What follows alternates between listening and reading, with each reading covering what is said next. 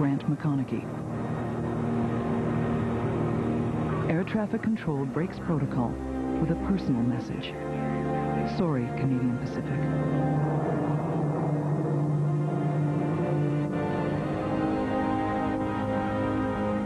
In the cabin, a young man returning home with the body of his legendary father, a renegade who helped build a nation, almost accidentally. His sudden death ends the personal rivalry on which Canada's airline industry is built, and which will shadow it for decades to come.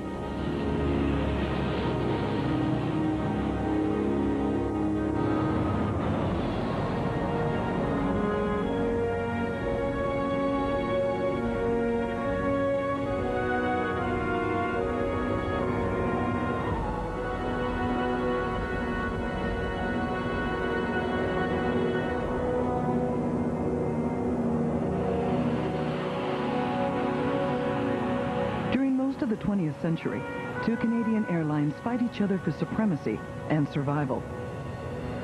Air Canada starts life as Trans-Canada Airlines, an Eastern-based government institution. Canadian Airlines International is born out of Canadian Pacific Airlines, a Western-based private enterprise, which will eventually be swallowed up by its rival. At the controls of each company, a legendary pilot, as different as the airlines they run. Gordon McGregor of Trans-Canada Airlines is a war hero turned button-down businessman. Grant McConaughey of Canadian Pacific, a swashbuckling bush pilot. They build two separate airline empires in a country that only has room for one. Linking city to city, knitting the great dominion into closer unity. The TCA has made a new Canada. Under the sign of the Canada Goose, 15 million Canadians have found a common nationwide bond. 15 million. Hardly a huge population to support an airline, let alone two. Tomorrow is always today for dreamers, builders, and men of vision. Progress rests in the hands of men who plan for the future and build for it. Both Gordon McGregor and Grant McConaughey are dreamers and builders. But while McGregor always builds logically towards his dreams, McConaughey acts on gut instinct. Yet during the decades that their rivalry plays out in public, in private the two are, if not friends, then friendly rivals. They meet from time to time at the Beaver Club in Montreal.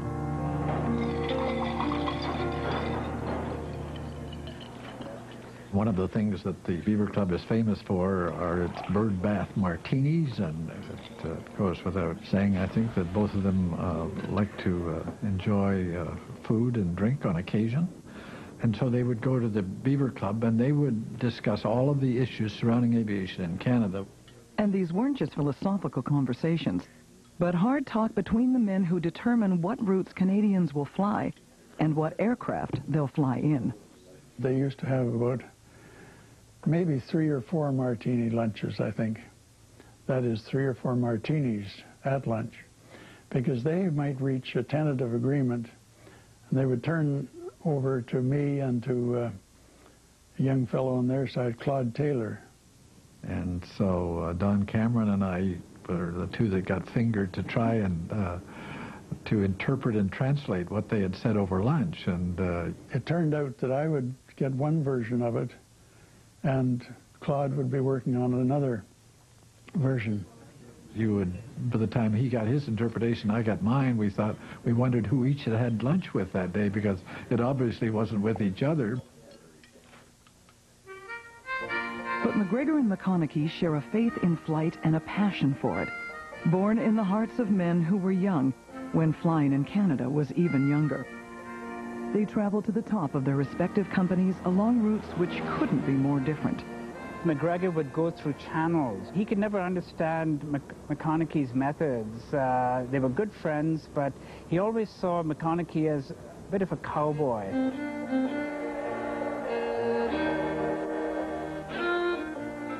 Calder, Alberta, a railway town. Grant McConaughey's father was a company man, and young Grant worked summers in the rail yard. Decades later, his union card will come in very handy, helping McConaughey get a job that has nothing to do with the railroad.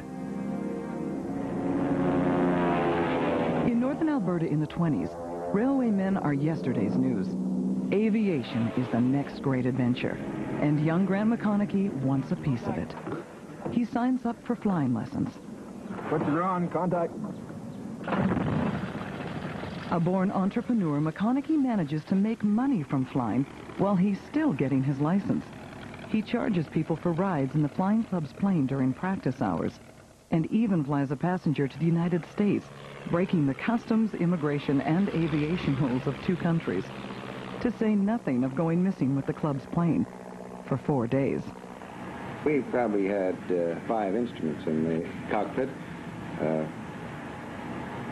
Oil pressure gauge and tachometer and compass and an altimeter and no bank and turn, I don't think, at that time. I don't think we had bank and turn. Desperate to fly and unable to get many hours in the air in Canada, at 22, Grant decides to head for China, where he's heard they badly need pilots. To stop him, the family enlists the aid of Grant's eccentric Uncle Harry, a gambler and carnival pitchman who always seems to have money. He convinces his nephew to stay home and fly his own plane, and puts up the money to buy it. It's perhaps the beginning of what will become the fabled McConaughey luck. $2,500 buys a used canvas monoplane. Independent Airways is born, with Grant McConaughey at the controls. In the first winter of operation in the north, we didn't know anything about flying. So we'd take off just at daybreak, whether it was snowing or not. I didn't realize you couldn't fly in bad weather. Flying in an open cockpit, every day McConaughey's face freezes. He learns to avoid letting it thaw out between flights, so he'll only have to endure the pain once a day. I remember him coming in from some of these flights where he'd be bundled up in furs because the flying machines were not heated, and one day he brought in this very dead, very cold whitefish, which looked to me about the size of a shark. Grant had indeed landed a big one, a contract to haul fish from Cold Lake, Alberta to the end of the rail line. Independent Airways is taking off. Gordon McGregor's aviation career takes flight more slowly and carefully. McGregor writes, "When I was 8 years old, the first aviation meet in Canada took place at Lakeside, Quebec, and I was an interested spectator from dawn to dusk. From then on, I had a boy's interest in building modeled aircraft and tinkering with engines." Born in Montreal, the son of a dentist, young Gordon studied engineering at McGill, then took a job with Bell Telephone. McGregor is 31, married, and settled in Kingston, Ontario before he takes his first flying lesson. He makes up for lost time. Just 3 years after his first lesson, McGregor wins the Webster Trophy as Best Amateur Pilot in Canada. He would go on to win it 3 times, something never done before or since. But he's still an amateur, working for Bell during the week, pursuing his passion when he can. Grant McConaughey chases his passion, or is that passion's full-time, full throttle. He meets a wealthy Russian princess who's also a pilot and who owns 2 aircraft. Princess Galazine succumbs to the McConaughey charm and is soon the new partner in Independent Airways, now a 3-plane fleet. He was always having a problem with his girlfriends. I remember that. He had a Russian princess at that time, and it was his favorite, I guess. And they, in fact, I believe, had invested some money in the airline. He'd be in the house, and he said, "Oh, my God, here comes somebody," and tell my mother, tell her I'm not home. And I remember one day I said, "No, he's home." But she had the hots, and apparently he just didn't want any part of it, so he'd run and hide pretty crazy. McConaughey's charter company, now called United Air Transport, is expanding, mainly because of Grant's spectacular deal-making ability, and not always with Russian princesses. In a typical McConaughey deal, He talks a millionaire prospector into selling him the largest plane in Canada, a Ford trimotor worth $55,000 for only $2,500. McConaughey convinces him the plane, in Grant's hands, will open up the North and bring down the cost of prospecting.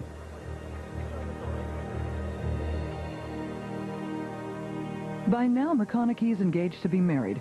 Margaret McLean is a nurse from Edmonton, and they're about to start a family. But settling down romantically doesn't dull Grant's taste for adventure. May 16, 1935.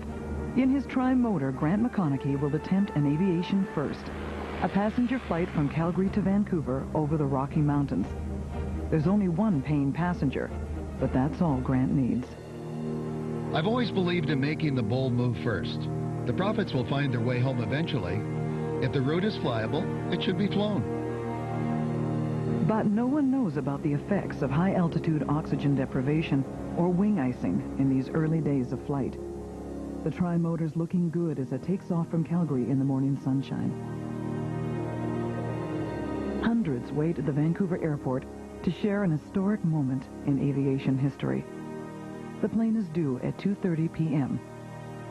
The crowd waits, and waits, and waits. After 3.5 hours, radio bulletins declare a disaster. McConaughey must have run out of fuel. The question isn't if he went down, but where. Vancouver Airport, May 16, 1935. Radio news bulletins have reported Grant McConaughey crashed somewhere in the unforgiving Rocky Mountains while attempting the first ever passenger flight over the Rockies from Calgary. Then a distinctive drone is heard overhead. It's Grant in the trimotor. He'd been forced to land at an airstrip about halfway to de-ice his wings. It didn't occur to him to call ahead. Vancouver might worry about the delay. An aviation first, accomplished in typical McConaughey seat-of-the-pants style. This is the age of flight, the long-sought day when man has built a highway across the skies and placed the earth beneath his wings. In the 30s, flying is a step away from science fiction and doesn't affect the average person's life.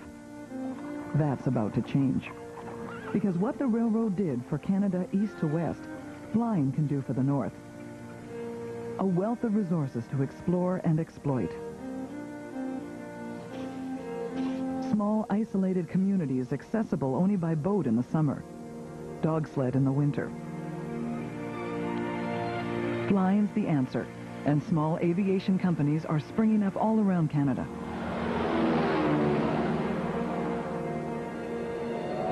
But coast to coast, Canada is still linked only by train. American and British Airlines are already pioneering international routes, so the Canadian government sees that it must take the next step. Air travel across the wide Dominion, or risk losing the route to a foreign airline. The Liberal Transport Minister is a self-made industrialist, C.D. Howe, a dreamer and a builder who has the political clout to make his dreams come true.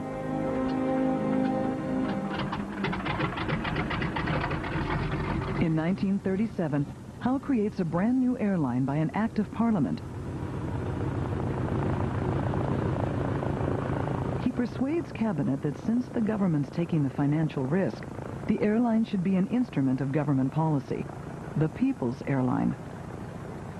TCA, Trans-Canada Airlines, is not supposed to make money or lose it. It has exclusive rights to fly mail, freight, and passengers along the major east-west routes across Canada. If TCA doesn't fly a particular route, often because it's not cost-effective, then other airlines are welcome to it.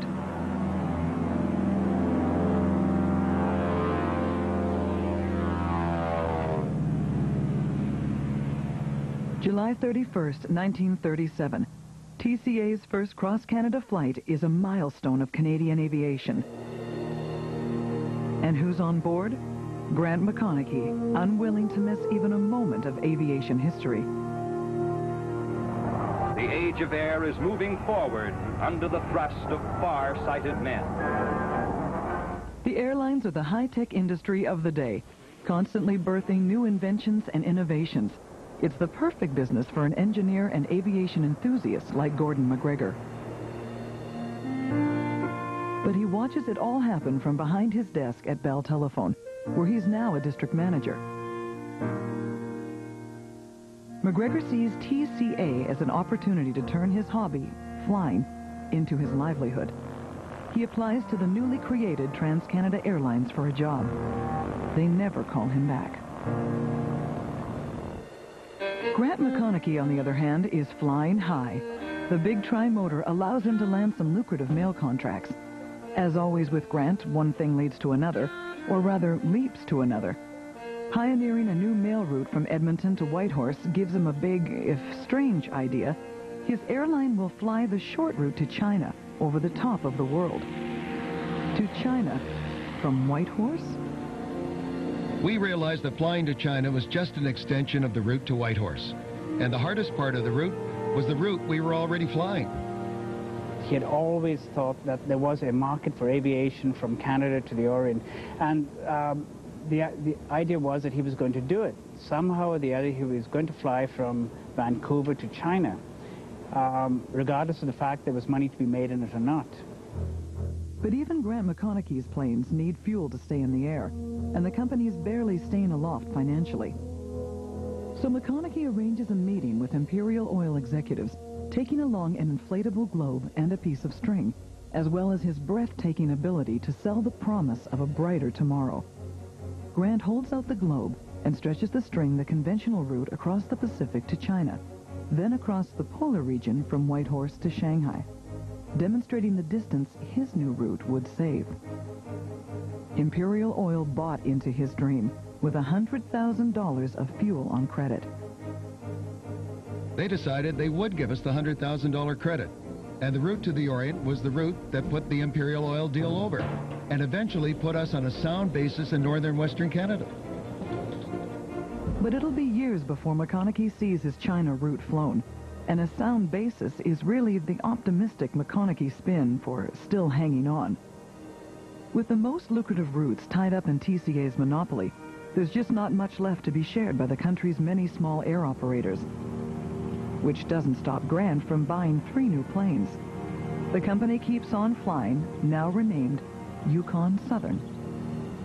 Then in 1942, Grant McConaughey gets an irresistible offer to fold his struggling company into a new national airline called Canadian Pacific Airlines. It'll be a division of the company that runs Canadian Pacific Railway. TransCanada Airlines is a division of the Canadian National Railway.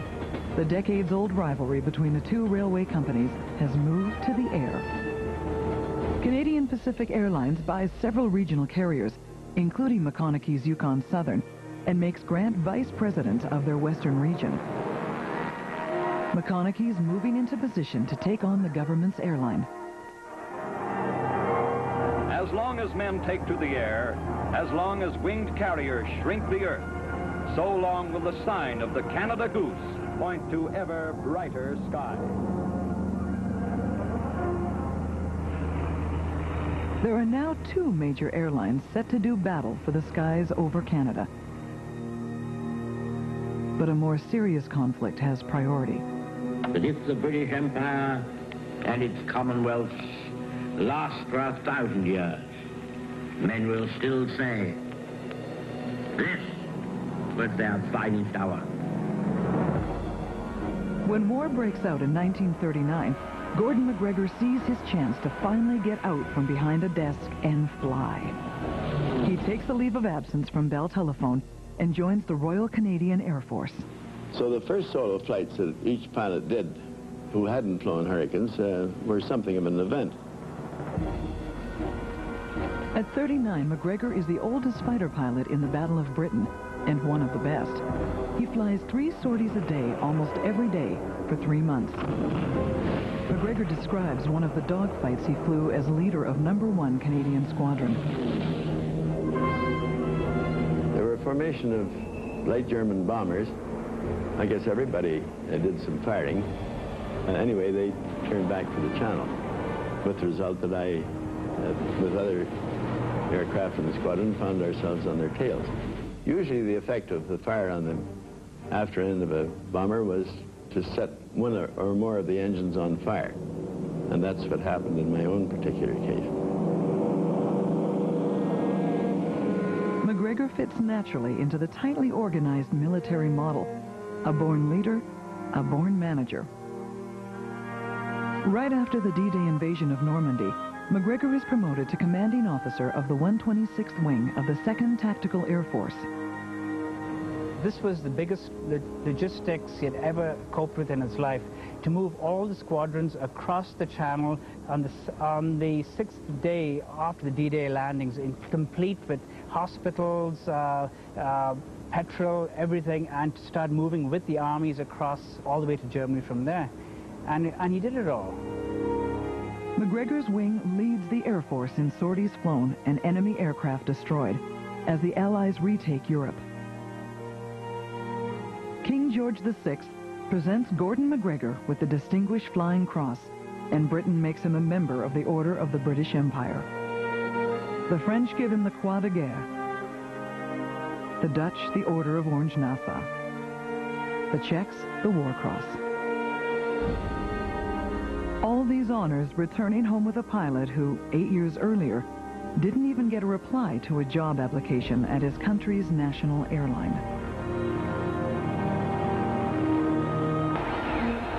Allied nations explode with joy at the end of World War II. A hero of the Battle of Britain, Gordon MacGregor celebrates the end of his war in London with a job offer in his pocket from TransCanada Airlines. TCA President Herbert Symington has a plan. Symington had the idea to bring 4 wing commanders who were war heroes, basically, with the expertise and training, and groom them to one day take over the airline. MacGregor was the best. Gordon MacGregor is with TCA for just 2 years when the board of directors elects him president. And I think he took that very seriously. To him, he was being given a mandate like he was given when he took over the squadron in Britain. Called to a meeting with the big boss, Transport Minister C.D. Howe, MacGregor asked for terms of reference for his new job. Mr. Howe replied, "I'll give you 1 term of reference. You keep out of the taxpayer's pocket, and I'll keep out of your hair." Gordon MacGregor became president of TransCanada Airlines in 1948 at the age of 46. He's long married but has no children. All his energy will go into a job that he took on with almost religious fervor. He felt that he'd been given the God-given right to be Canada's national airline within Canada. It seems like a miracle to travel nearly 2,500 miles to cross 6 provinces and most of 4 time zones in 17 hours. And that, mind you, includes 6 stops. But it's just a matter of daily routine for TransCanada Airlines. The whole thing was not for leisure travel in those early years. It was to attract people whose business, whose time was important to them, that they could get across the country in 3 days on an aeroplane instead of 10 days on a train.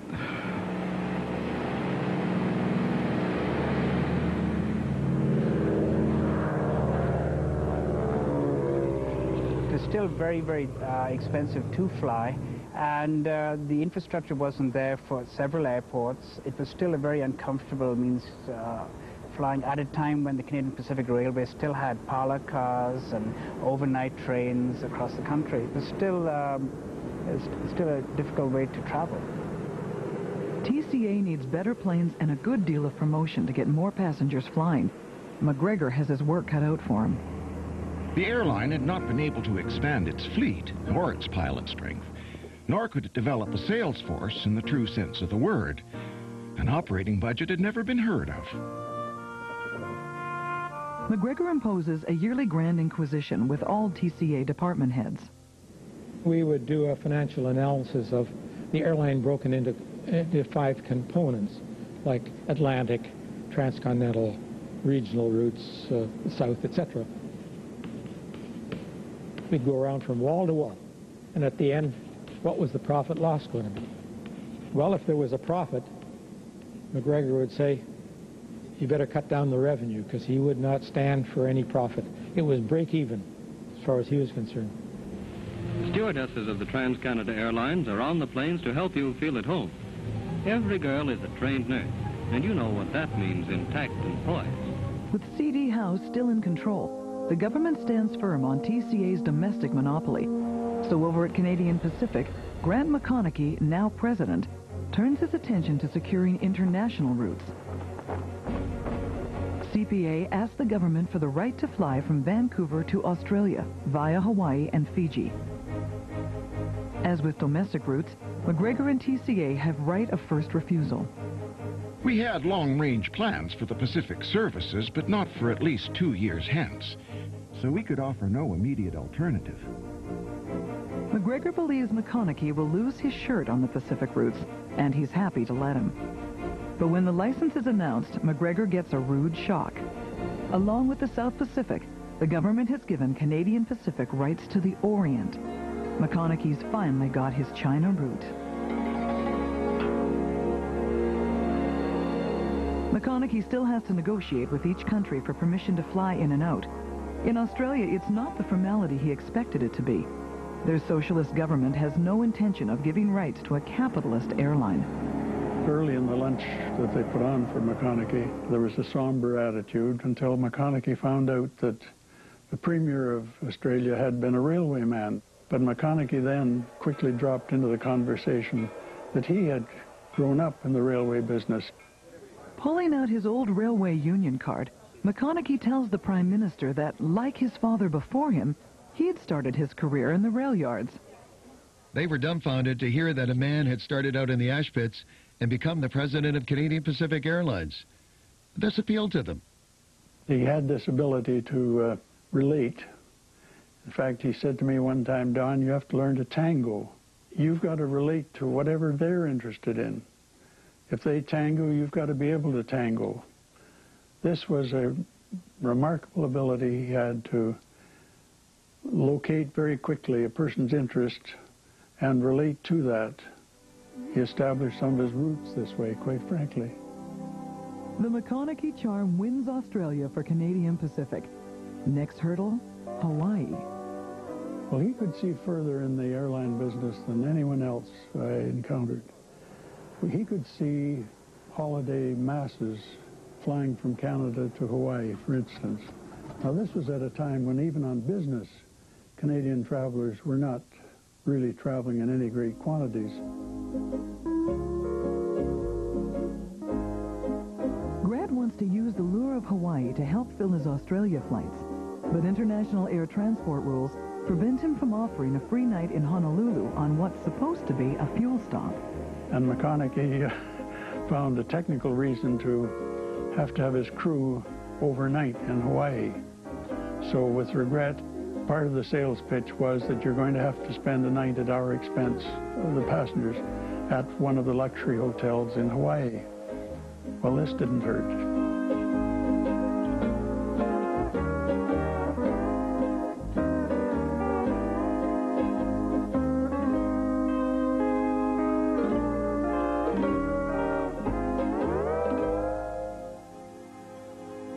But it doesn't help the bottom line.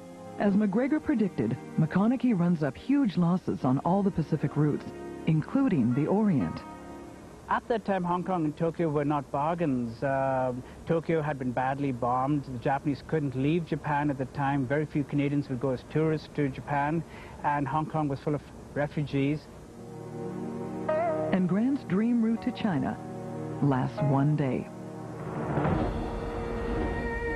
Mao Zedong's rebels launch their civil war as CPA's first flight lands in Shanghai. The crew barely gets their plane out before the airport closes. It looks like McConaughey has run into a wall he can't fly over. When the world order shifts again, this time in his favor. It took a war to put Gordon McGregor in the pilot's seat at his company, and it'll take a war to keep Grant McConaughey in his. No choice but to leave Amsterdam to his rival.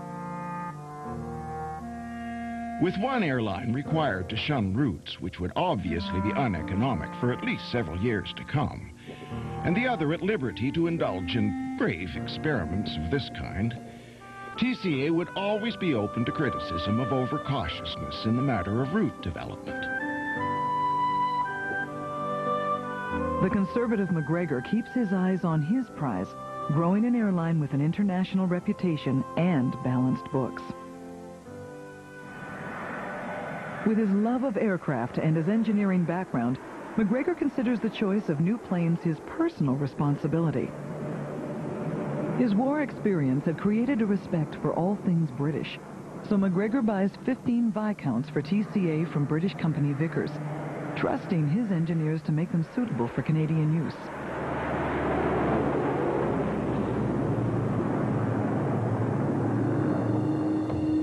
We took it to the Arctic, and we had all sorts of trouble with it.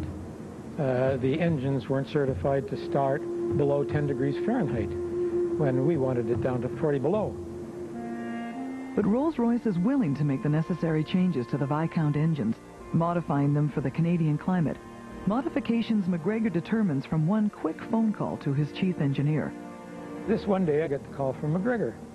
He said, Clayt, he said, what do you think the Rolls-Royce Tyne would have to have in horsepower to get it out of Calgary on a hot day to go to Toronto? I said, oh, about 4,500 horsepower. Thanks. And it didn't take any longer than that. So the next time I was at Rolls-Royce in Derby, one of the bigwigs says, come on into the test house, I want to show you something. So they took me in the test house and said, there's the Tyne running at 4,500 horsepower. So I said, well, what made you pick 4,500? He said, well, TCA specified it. I said, I would have known. He says, yeah, but I was in the office when McGregor called you and asked you how much you wanted. Everyone knew that we worked for McGregor. We had other bosses, but, you know, the big man was McGregor. He was a very dominant figure at that time, and as I think anyone would have to be to build something. Gordon McGregor treats TCA's monopoly as a sacred trust, which requires him to keep the airline state-of-the-art. With magazines and games for amusement, air conditioning, heating units, sponge rubber seats that form full-length sleeping beds, how could a man travel better, more comfortably? A monopoly is only a bad thing for the customer if it is abused. If the airline can be depended on to be forward-thinking and not to impose higher tariffs than necessary, then that is the cheapest way the service may be given. But McGregor knows McConaughey is breathing down his neck. There's an election coming, and the winds of change look like a tailwind for Canadian Pacific.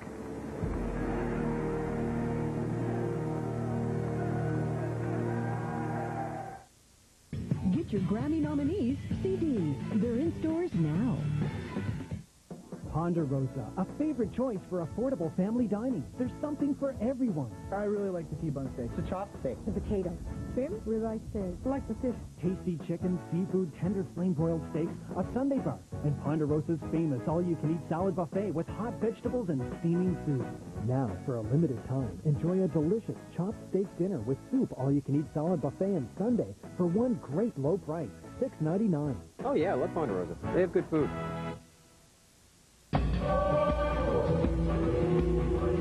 I had never gone more than 24 hours without eating before, and it was an awful, awful feeling.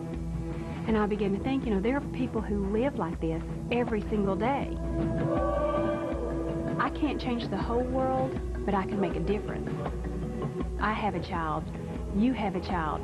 We are making a difference one by one. Winning Survivor was a thrill, but sponsoring a child, that can change the world.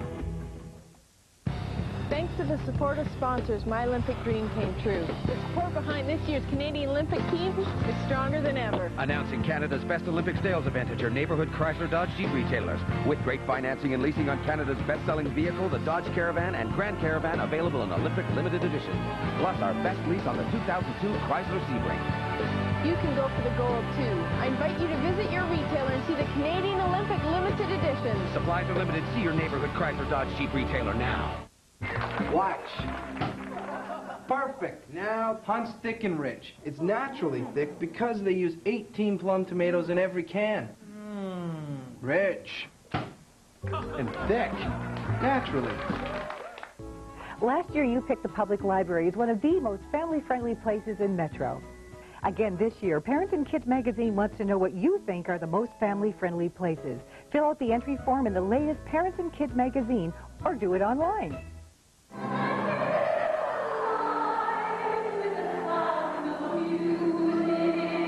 Hi, I'm Cindy Day, and soon these seats will be alive with the sound of music. February 15th and 16th, join Global for Sing Along Sound of Music.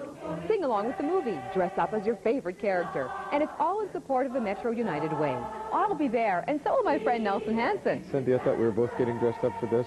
No, that's in February. Can I keep the suit till then? My wife's been kind of asking. Watch. Perfect. Now, Hunt's Thick and Rich. It's naturally thick because they use 18 plum tomatoes in every can. Rich. And thick. Naturally. What's this? It's new AmbiPure, the only 2-in-1 liquid air freshener and bowl cleaner. AmbiPure constantly freshens your bathroom and cleans the bowl for up to 30 days. New AmbiPure, a whole new way to freshen your bathroom.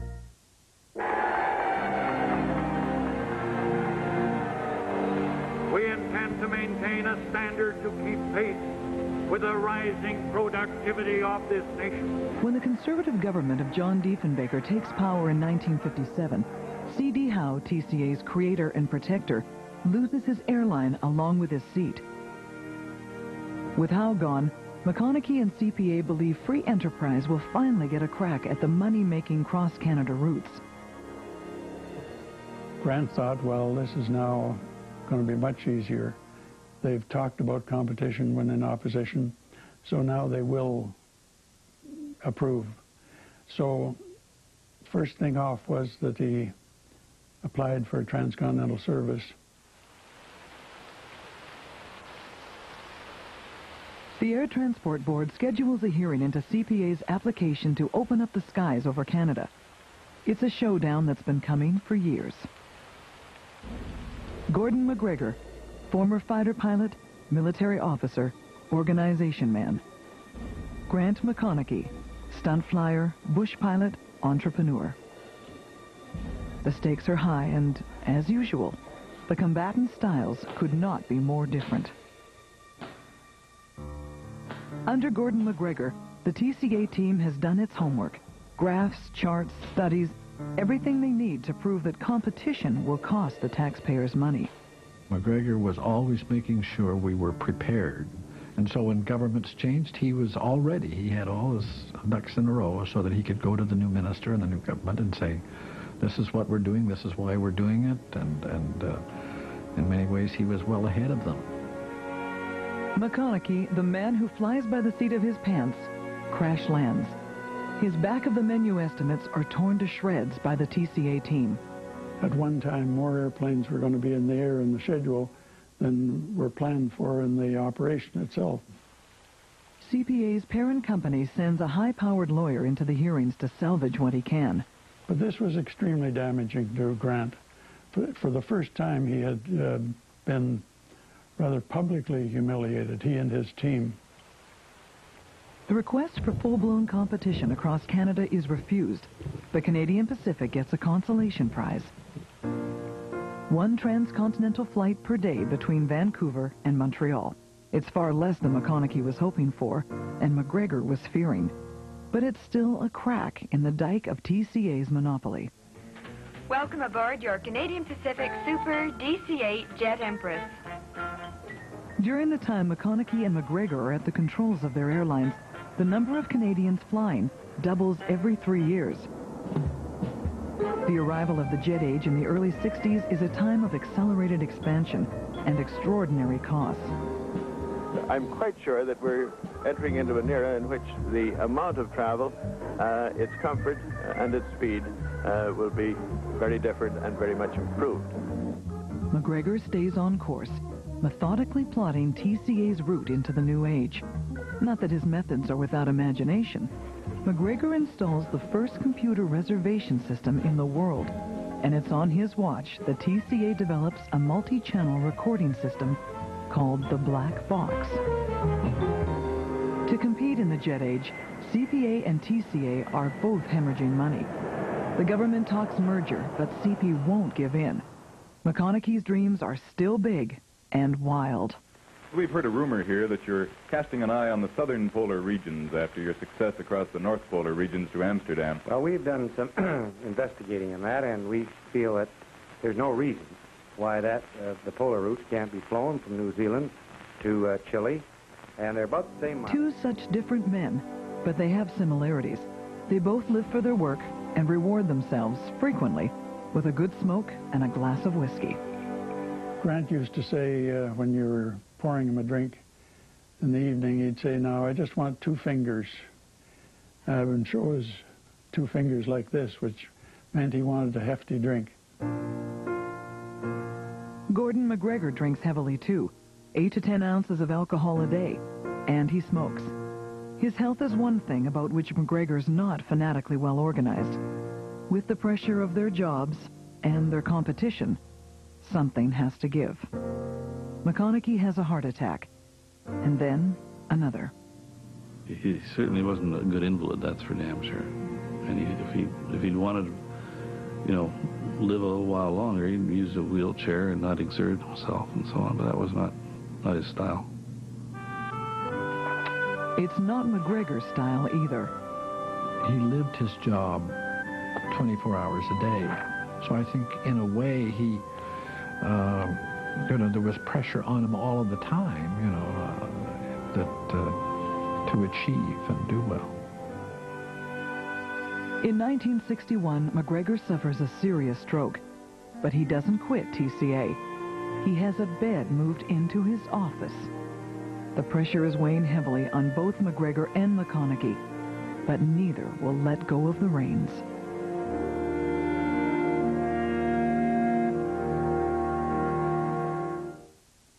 Thank you very much. Dear John.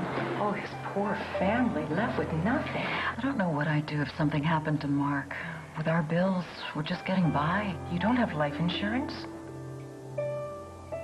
We used to think that way. Then we found Guaranteed Life Plus from Norwich Union.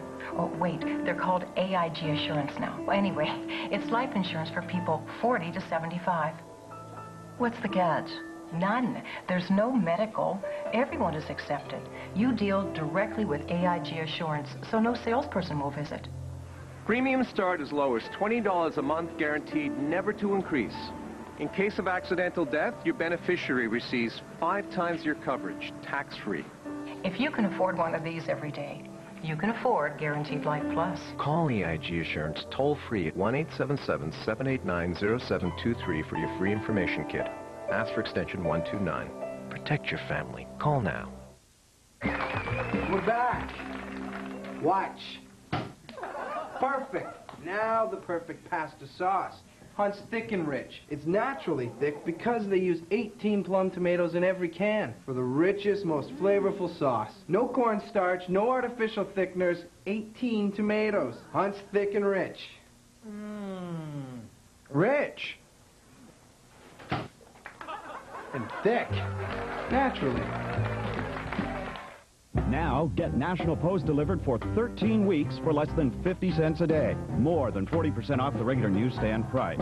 Call now for in-depth coverage of national and international news and commentary from the likes of Cam Cole, Christy Blatchford, Mark Stein, Terrence Corcoran, and Diane Francis. For just $12 a month, you'll also get Review and Saturday Post Spirited Weekend Package. Take advantage of this limited time offer. Call 1-800-668-POST to subscribe now. That's 1-800-668-POST. Ponderosa, a favorite choice for affordable family dining. There's something for everyone. I really like the T-bone steak. The chopped steak. The potato. Trim, ribeye steak. I like the fish. Tasty chicken, seafood, tender flame-broiled steaks, a Sunday bar, and Ponderosa's famous all-you-can-eat salad buffet with hot vegetables and steaming soup.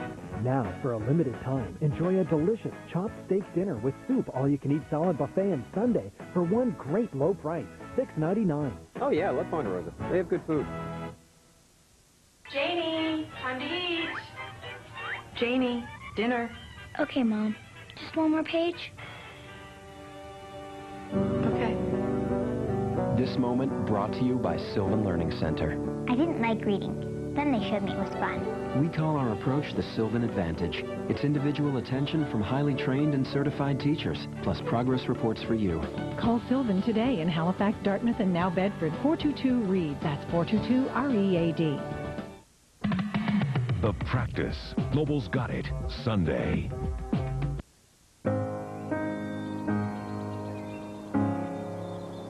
Grant McConaughey, 56 years old, spends a warm end of June weekend at his ranch in central BC. He's trying to slow down, but he just can't keep his hands off the controls of his airline. I had just spent the weekend on the ranch with Dad and Mom. My brother Bill was working in Winnipeg at the time, and Dad and I just returned to Vancouver. On June 29, 1965, Grant is traveling again. He has an appointment to see a new plane at the Douglas Aircraft Plant in California. And I put him on the airplane, and I went home, and later that evening I got a phone call from someone in Santa Monica, the hospital, saying that someone by the name of Mr. McConaughey had died. He collapsed in the hotel. They called an ambulance, and he was dead when he got to the hospital. He smoked cigars, and he drank scotch, and he worked very hard, and those are the things, and he ate steak and potatoes and those kinds of things, and those are the things that cause that kind of problem. So when you die at 56 years of age, obviously his business career took a toll on him. No question about it. Canadian Pacific sends a special flight, Empress 90, to pick up its president. Don McConaughey, then 26 years old, accompanies his dad home to Vancouver. The flight marks the end of an era. A lot of the direction of Canadian Pacific Airlines kind of became a little loose. A lot of the spirit, if you will, kind of left because you need someone to follow, you know, someone with the light. Grant McConaughey traveled a long way from the rail yards of Calder, Alberta. With charm and instinct and the McConaughey luck, he made many of his dreams come true. The airline he built against the longest of odds would fight on valiantly for more than 30 years, but eventually be absorbed by its rival.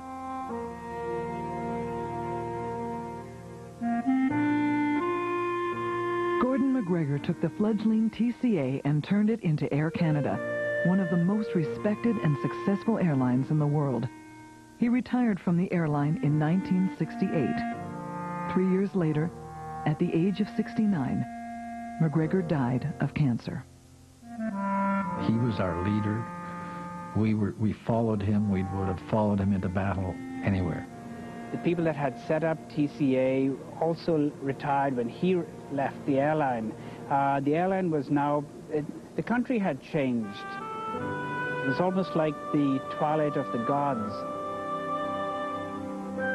Gordon McGregor and Grant McConaughey, the last of the pilot presidents at Canada's two big airlines. Their backgrounds, their styles, and their business strategies were polar opposite.